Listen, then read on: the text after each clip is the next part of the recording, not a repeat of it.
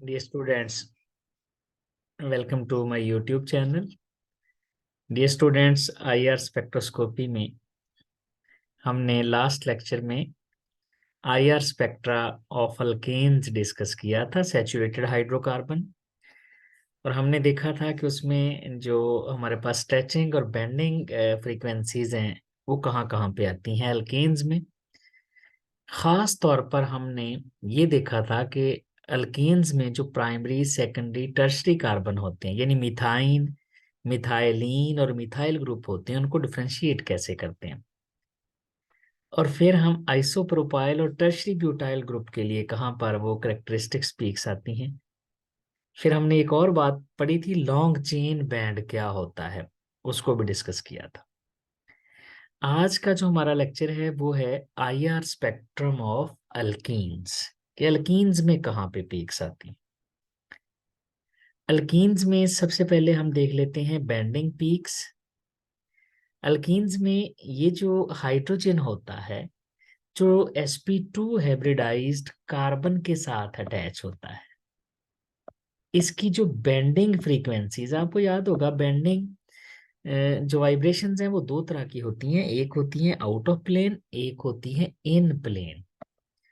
तो यहाँ पर जो आउट ऑफ प्लेन है वो 1000 से नीचे नीचे आएंगी और जो इन प्लेन है बेंडिंग वो 15 सेंट पर सेंटीमीटर फ्रीक्वेंसी पे आएगी।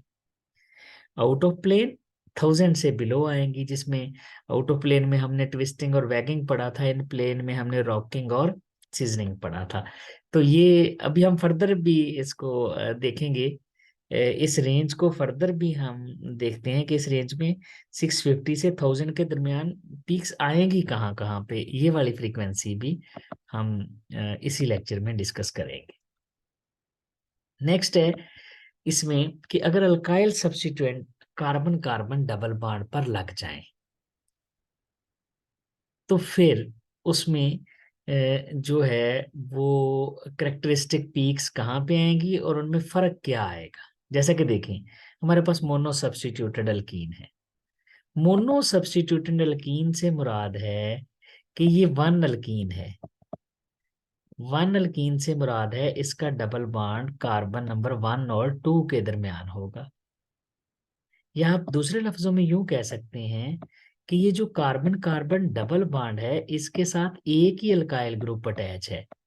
मतलब ये ऐसी अल्कीन होगी जिसमें विनाइल ग्रुप होगा। This one is vinyl group. और जो विनाइल ग्रुप है यानी मोनो सब्स्टिट्यूटेड अल्कीन्स में, इसमें दो करेक्टरिस्टिक पीक्स आती हैं। एक आती है 990 पे और दूसरी आती है 910 पे। ये कन्फर्म करती हैं अगर 900 से 1000 के दरमियान दो पीक्स आ जाएं तो ये कन्फर्म करती हैं कि ये विनाइल ग्रुप है, ये मोनो सब्स्टिट्यूटेड अल्कीन है, ये वन अल्कीन है। इसको फर्दर कन्फर्म करना हो तो आप 910 की ओवरटोन देख लें। अगर 1820 के अराउंड कोई ओवरटोन भी आ रही है तो ये कन्फर्म कर देती है कि वाकया ही ये विनाइल ग्रुप है, यानी ये विनाइल ग्रुप के लिए है। 910 जो है इसकी ओवरटोन 1820 पे अगर आ जाए, 1820 पे अगर आएगी तो इसका मतलब है ये जो है हमारे पास वाकया ही विनाइल ग्रुप है। यानी पहली निशानी मोनोसब्स्टिट्यूटेड अल्कीन की, वन अल्कीन की, कि 900 से 1000 के दरमियान दो पीक्स आएंगी, पहली निशानी। और उसमें जो कम फ्रीक्वेंसी वाली पीक है 910 वाली, उसकी ओवरटोन चेक कर लें। अगर उसकी ओवरटोन 1800 के राउंड अबाउट आ रही है, 1820 के, तो इसका मतलब है ये मोनो सब्स्टिट्यूटेड अल्कीन है। अब इस मोनो सब्स्टिट्यूटेड अल्कीन पर ये जो सब्स्टिट्यूएंट लगा हुआ है, अब इसको देखना है कि ये इलेक्ट्रॉन डोनेटिंग है या इलेक्ट्रॉन विदड्राइंग है। अगर तो इलेक्ट्रॉन डोनेटिंग होगा तो 910 वाली फ्रीक्वेंसी को कम कर देगा और कहाँ ले आएगा, 810 पे। क्यों? मैंने फैक्टर्स में आपको ये बात समझाई थी कि ये जो इलेक्ट्रॉन डोनेटिंग ग्रुप होते हैं ये बॉन्ड को वीक करते हैं। बॉन्ड वीक करके उसका फोर्स कांस्टेंट कम करते हैं, उसकी फ्रीक्वेंसी को कम कर देते हैं। और इलेक्ट्रॉन विद ड्राइंग ग्रुप 910 वाली फ्रीक्वेंसी को बढ़ाकर 960 तक ले जाएगा। इसने क्यों इंक्रीज किया? क्योंकि इलेक्ट्रॉन विदड्रॉइंग ग्रुप बॉन्ड को स्ट्रेंथन करते हैं, फोर्स कांस्टेंट को ज्यादा करते हैं, स्ट्रेचिंग सॉरी यहाँ बेंडिंग है, फ्रीक्वेंसी को, बेंडिंग फ्रीक्वेंसी को बढ़ाते हैं। तो एब्जॉर्प्शन को ज्यादा कर देंगे, एब्जॉर्प्शन फ्रीक्वेंसी को ज्यादा कर देंगे विदड्रॉइंग ग्रुप्स, बॉन्ड को स्ट्रॉन्ग करके, फोर्स कांस्टेंट को ज्यादा करके, लेकिन डोनेटिंग ग्रुप जो है वो उसको कम कर देंगे। ये है मोनो सब्स्टिट्यूटेड अल्कीन्स। अब है हमारे पास one one disubstituted alkene, यानी ये जो कार्बन कार्बन डबल बॉन्ड है, इसमें दोनों ग्रुप एक ही कार्बन पे लग जाएं, और दोनों ग्रुप एक ही कार्बन से लगने से मुराद होता है geminal, means geminal, geminal mean दोनों ग्रुप एक ही कार्बन पे यहाँ पर अटैच हो गए हैं, वन वन डाई सब्स्टिट्यूटेड है। फिर ट्राई सब्स्टिट्यूटेड, अगर यहाँ पर तीसरा ग्रुप भी लग जाए, यानी कार्बन कार्बन डबल बॉन्ड तो है, कार्बन कार्बन डबल बॉन्ड के साथ एक, दो और तीन सब्स्टिट्यूएंट लग जाए, और इसी तरह हमारे पास टेट्रा सब्स्टिट्यूटेड है, कि ये जो कार्बन कार्बन डबल बॉन्ड है, कार्बन कार्बन डबल बॉन्ड है, इसके साथ वन टू थ्री और फोर, चार ग्रुप लग जाए। अब इसमें जो वन वन डाई सब्स्टिट्यूटेड है, इसमें पीक आएगी, स्ट्रॉन्ग बैंड आएगा 890 पर सेंटीमीटर पर। और ये जेम डाई अल्काइल जो होते हैं, यानी जिनमें एक ही कार्बन पे दो ग्रुप लग जाते हैं, ये उसकी पहचान होती है अल्कीन की, कि उसमें स्ट्रॉन्ग बैंड आता है 1890 पर सेंटीमीटर पे। जो ट्राई सब्स्टिट्यूटेड है, उसमें ये 1815 पे आएगा, और ये मीडियम इंटेंसिटी का बैंड होगा। जबकि टेट्रा सब्स्टिट्यूटेड अगर सिमेट्रिकल है, तो फिर इसमें तो एब्जॉर्प्शन ही नहीं होगी, इसमें कोई भी हमारे पास सी एच बैंडिंग फ्रीक्वेंसी नहीं आएगी। तो ये है ये जो हमारे पास 890 और 815 है, ये याद रखिएगा, ये out of plane bending vibrations हैं, जो 1000 से नीचे नीचे आ रही हैं। अभी हमने पहली स्लाइड में देखा था कि 650 से 1000 के दरमियान ये आउट ऑफ प्लेन आती हैं, और इससे ऊपर इन प्लेन है, तो ये सारी आउट ऑफ प्लेन है। मोनो सब्स्टिट्यूटेड में कहाँ आएगी, इलेक्ट्रॉन डोनेटिंग ग्रुप कहाँ लेके जाएंगे उसको, इलेक्ट्रॉन विदड्रॉइंग ग्रुप कहाँ लेके जाएंगे। फिर अगर डाई सब्स्टिट्यूटेड है, वन वन डाई सब्स्टिट्यूटेड है, ट्राई सब्स्टिट्यूटेड है, टेट्रा सब्स्टिट्यूटेड है, तो फिर पीक्स कहाँ कहाँ जाएंगे। अब अगर हमारे पास अल्कीन डाई सब्स्टिट्यूटेड होगी, तो उसमें सिस स्ट्रॉन्ग पीक शो करेगा 700 पे, जबकि ट्रांस शो करेगा 970 पे। यानी ये सिस और ट्रांस में डिफरेंशिएट करने के लिए है, ये भी out of plane bending vibrations हैं। सिस शो करेगा 700 पे और ट्रांस 970 पे। अभी मैंने आपको पहले बताया कि जो आउट ऑफ प्लेन है, वो सारी की सारी 1000 से नीचे आनी है, तो याद रखिएगा सिस 700 पे और ट्रांस 970 पे आ जाती है। अब चलते हैं स्ट्रेच की तरफ। स्ट्रेच की वैल्यू 3000 से ज्यादा होती है और 3150 से कम होती है। आपको याद होगा, जब हमने सैचुरेटेड हाइड्रोकार्बन पढ़े थे, तो हमने देखा था कि जो सी एच स्ट्रेच है वो 3000 से नीचे नीचे आता है। इसमें जो सी एच स्ट्रेच है, ये डबल बॉन्ड के साथ sp2 हाइब्रिडाइज्ड है, साफ ज़ाहिर है जो sp वाले होते हैं उनकी फ्रीक्वेंसी ज्यादा होती है, फिर sp2 और फिर sp3। तो sp3 3000 तक है, उससे नीचे नीचे आनी है, जबकि जो sp2 है वो 3000 से ऊपर है, लेकिन आखिरी हद इसकी क्या है, 3150, क्योंकि उसके बाद ट्रिपल बॉन्ड वाले आ जाएंगे। तो ये सी एच स्ट्रेचिंग, यानी डबल बॉन्ड की एक ये भी पहचान है कि इसका सी एच स्ट्रेच जो आएगा वो आएगा 3000 से ऊपर और 3150 से नीचे नीचे। अब सी डबल बॉन्ड सी जो स्ट्रेच है ये कहाँ पे आएगा, और सिमेट्रिकल सब्स्टिट्यूटेड और डाई सब्स्टिट्यूटेड कहाँ पे आएंगे।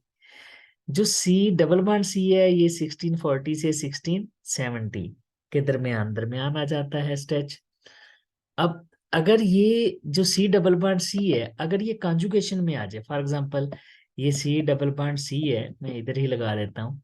इसके साथ कॉन्जुगेशन में एक और बॉन्ड आ जाए, वो जरूरी नहीं है कार्बन कार्बन डबल बॉन्ड आए, वो कार्बोनिल भी हो सकता है। तो ये जो डबल बॉन्ड यहाँ पर आएगा ये एक्चुअली कॉन्जुगेशन में आ गया। आपको पता है कॉन्जुगेशन से रेजोनेंस आती है और रेजोनेंस से डबल और सिंगल बॉन्ड करेक्टर आता है, यानी ये डबल बॉन्ड जो है इसमें सिंगल बॉन्ड करेक्टर भी आएगा। इसका मतलब है जो कॉन्जुगेशन है, जो रेजोनेंस है, ये बॉन्ड की स्ट्रेंथ को कम करती है। अगर बॉन्ड की स्ट्रेंथ को कम करेगी कॉन्जुगेशन, अगर ये बॉन्ड की स्ट्रेंथ को कम करेगी, तो इसका मतलब है कॉन्जुगेशन से के भी कम होगा। और अगर कॉन्जुगेशन से के कम होगा तो फिर फ्रीक्वेंसी भी कम हो जाएगी। अलबत्ता जो पीक की इंटेंसिटी है वो ज्यादा हो जाएगी। तो कार्बन कार्बन डबल बॉन्ड 1670 से 1640 के दरमियान आना है।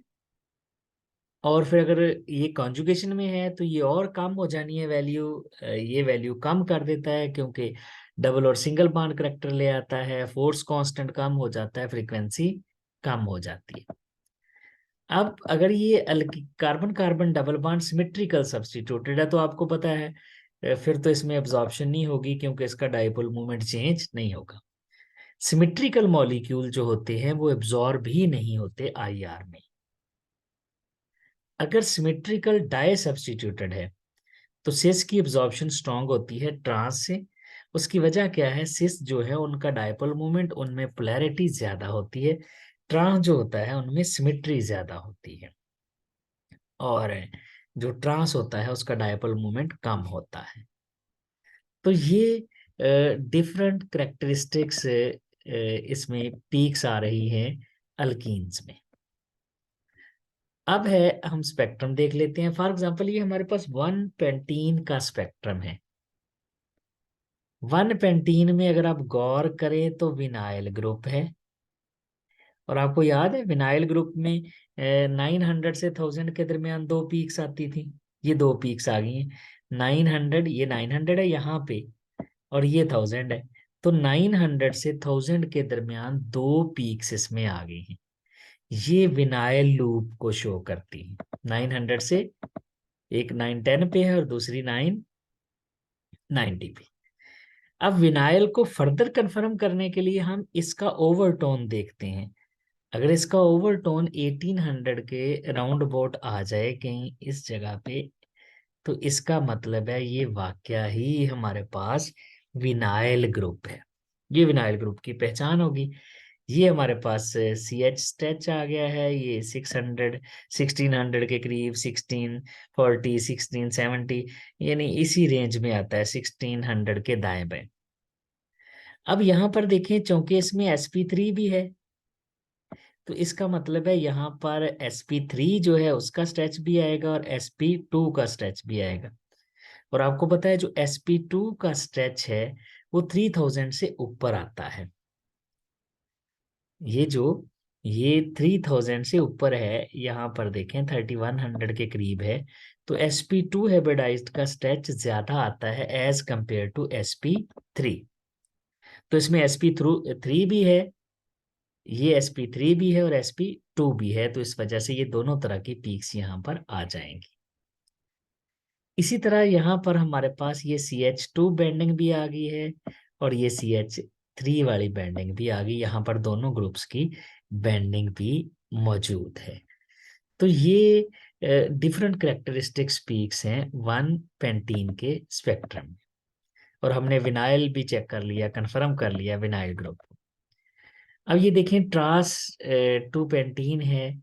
ट्रांस टू पेंटीन अगर हम इसका फार्मूला देख लें, ये हमारे पास कार्बन कार्बन डबल बॉन्ड है, ये H और ये H, ये हो जाएगा ट्रांस। और पेंटीन का मतलब है एक तरफ मिथाइल होगा और दूसरी तरफ इथाइल होगा। ये हमारे पास ट्रांस, ये जिसको हम ई कहते हैं, ये पेंटीन है। अब जो ट्रांस होती है उसमें अब्जॉर्प्शन वीक होती है। पहले तो यहाँ पर देख लें, ये इसमें sp3 ग्रुप भी है, इसका मतलब ये sp3 का स्ट्रेच है, ये फिर sp2 का स्ट्रेच है। sp2 का CH स्ट्रेच, sp2 कार्बन का CH स्ट्रेच है। ये sp3 है क्योंकि sp3 वाला जो होता है उसकी फ्रीक्वेंसी कम होती है। ये तो हो गया sp3 और sp2। अब जो सेस और ट्रांस था, हमने देखा था ट्रांस में ऑलमोस्ट 980 के करीब एब्जॉर्प्शन आती है, सिस में 700 के करीब एब्जॉर्प्शन आती है। तो ये तो हो गया 980 पे ट्रांस की एक तो ये पहचान है। और ट्रांस में जो कार्बन कार्बन डबल बॉन्ड होता है उसकी जो एब्जॉर्प्शन है वो बड़ी वीक आती है। देखें ये कितनी वीक आई।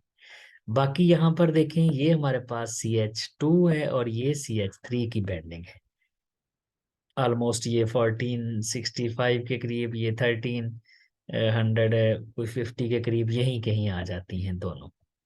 तो इस तरह ये बात याद रखनी है। एक तो 980 वाली पीक याद रखनी है ये ट्रांस में, और दूसरा ये सीसी जो हमारे पास एब्जॉर्प्शन होगी कार्बन कार्बन डबल बॉन्ड जो स्ट्रेचिंग फ्रीक्वेंसी है वो बहुत वीक आती है। इसके मुकाबले में सिस में ये फ्रीक्वेंसी बड़ी स्ट्रांग आती है। जैसा कि देखें ये हमारे पास सिस टू ब्यूटीन है, तो यहाँ पर देखें ये वाली जो फ्रीक्वेंसी है ये ज्यादा स्ट्रांग आई है। अब यहाँ पर ये sp2ch स्ट्रेच है क्योंकि s करेक्टर ज्यादा है, बॉन्ड स्ट्रांग हो जाएगा, फोर्स कांस्टेंट ज्यादा हो जाएगा। sp3 वाले में s करेक्टर कम होता है और इसकी बॉन्ड स्ट्रेंथ और फोर्स कांस्टेंट कम होता है, फ्रीक्वेंसी कम होती है। ये देखिए 700 के करीब जाके एक बड़ा लूप आ गया, ये सिस को कन्फर्म करता है। 700 के करीब एक जो बड़ा लूप होता है वो सिस को कन्फर्म करता है। अब सिस में जो कार्बन कार्बन डबल बॉन्ड की स्ट्रेचिंग होती है ये देखें ये ज्यादा है, ये इंटेंसिटी ज्यादा है, ये अब्जॉर्प्शन ज्यादा है as compare to trans. Trans में ये पीक बहुत छोटी आई थी, तो ये फर्क है। इसमें 700 पे और ट्रांस में ऑलमोस्ट जो है हमारे पास 980 के करीब यानी 1000 के करीब करीब कोई पीक आ जाएगी। और फिर यहाँ पर ये हमारे पास CH2 ग्रुप है ऑलमोस्ट 1450 के करीब, फिर ये CH3 है। तो ये तो यहीं आ रहे हैं क्योंकि CH2 भी है और CH3 भी है। तो इस तरह जो अल्कीन्स हैं उनमें हम आइडेंटिफाई कर लेते हैं IR स्पेक्ट्रम से। सिस का पता चल जाता है, ट्रांस का पता चल जाता है, विनाइल ग्रुप का पता चल जाता है। तो इस तरह हम डिफरेंशिएट कर लेंगे अल्कीन को अल्केन से भी। ये था डियर स्टूडेंट्स हमारा आज का lecture IR spectrum of alkenes. Thank you very much.